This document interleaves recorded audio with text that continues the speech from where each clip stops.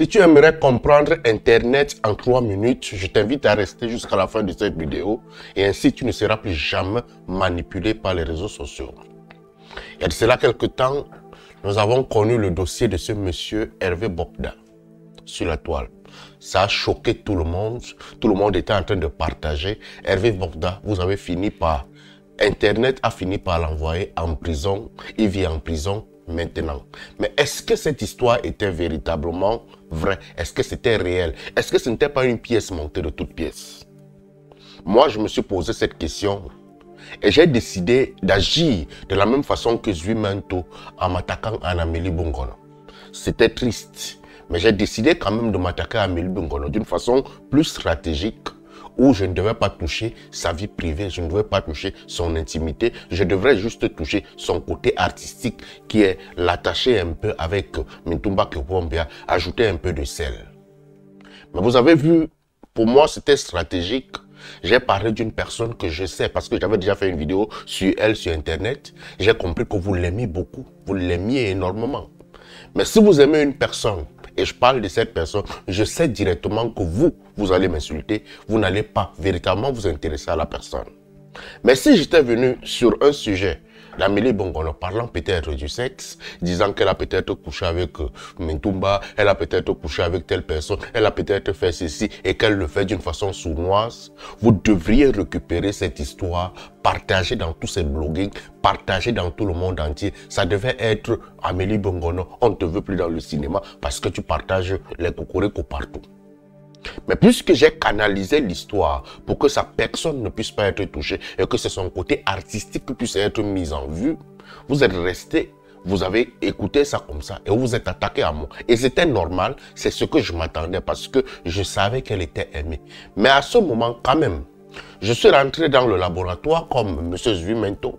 J'ai commencé à vous produire des éléments, comme par exemple les messages. La même chose que Zui Mento faisait sur Internet, vous partagez des messages. J'ai commencé à vous partager les comptes banques, le chèque que je fabrique moi-même ici et je vous partage ça. Mais vous restez quand même connecté sur l'histoire. En fait, lorsque tu veux éduquer des porcs, il faudrait te comporter comme des porcs. Lorsque l'histoire de Hervé Bobda est arrivée sur la toile, j'ai dit aux gens, cette histoire n'est pas assez vraie. Si les gens sont véritablement vrais et qu'on trouve que M. Hervé Bobda a fait quelque chose, il faudrait que des gens sortent à visage découvert et que ces gens viennent donner des commentaires. Mais si ce n'est que les voices, si ce sont que des messages, si ce n'est que ceci, sachez que c'est une histoire montée de toutes pièces. Mais pourquoi est-ce que vous avez accepté crucifier M. Hervé Bobda, pas Amélie Bongono? Tout simplement parce que M. Hervé Bobda est une personne qui est cachée. Il n'était pas une personne totalement publique. Vous ne le connaissiez pas. Et on a monté une histoire sur quoi? Sur la maltraitance des femmes. Lorsqu'on commence à crier sur les réseaux sociaux, on a fait ceci aux femmes, on a fait ceci aux femmes. Les femmes sont les personnes qui portent Internet. Elles vont bousculer, propulser ça. Et une fois que c'est propulsé sur plusieurs médias, même si c'est faux, ça va devenir vrai. Internet est capable de rendre une histoire fausse vraie.